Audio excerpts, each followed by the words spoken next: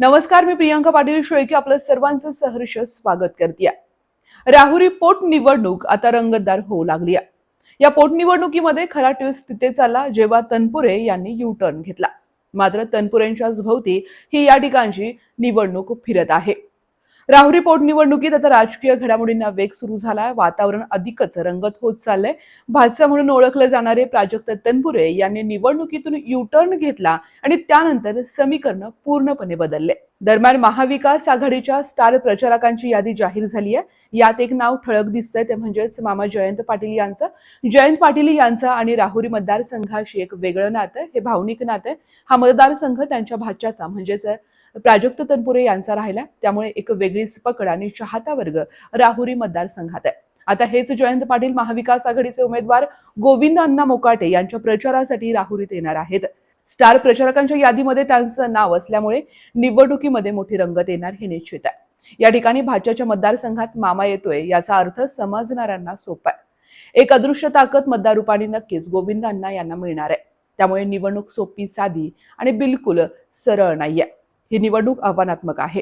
भाजपनं जरी साथ सोडली असली तरी जयंत पाटील यांनी पूर्ण ताकदीनं आपल्या उमेदवारासाठी मैदानात उतरण्याचं ठरवलंय आणि त्यांच्या समवेत अजून 30हून अधिक नेते प्रचारासाठी येत आहेत. राहुरीची ही पोटनिवडणूक घेण्यामागे विशेष कारण असे की माजी आमदार शिवाजीराव कर्डिले यांचं निधन झालं आणि त्यानंतर ही निवडणूक घेतली जाते.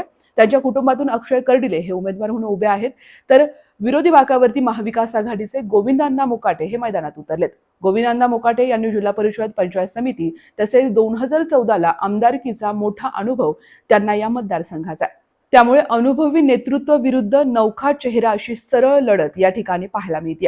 भाजपाची अपेक्षा होती की ही निवडणूक बिनविरोध व्हावी, पण शरद पवार यांनी राजकीय डाव टाकत ही लढत आणखीच रंगतदार केली आहे. ज्या ठिकाणी तनपुरेंनी यू टर्न घेतला त्याच ठिकाणी गोविंद अण्णा मोकाटे हे उभे राहिले आणि त्यांनी महाविकास आघाडीची धुरा आपल्या हाती घेतली. शरद पवार यांची रणनीती आणि जयंत पाटलांची सभा आणि स्थानिक समीकरण यामुळे राहुरीची ही निवडणूक राज्यभर गाजावाजा करणार आहे. आता पाहायचे राहुरीकर कुणाला पसंती देत आहे. या ठिकाणी गोविंद अण्णा मोकाटे यांच्या पदरी आमदारकी पडतीये की अक्षय कर्डिले हे बाजी मारतायत. खऱ्या अर्थानं या ठिकाणी अनुभवी नेतृत्व विरुद्ध नौका चेहरा अशा पद्धतीचं समीकरण दिसतंय आणि सगळ्यात महत्वाचं म्हणजे शरद पवार यांची देखील सभा होण्याची दाट शक्यता आहे. त्यामुळे आता भाजपाला ही निवडणूक चांगलीच डोईजड जाणार आहे.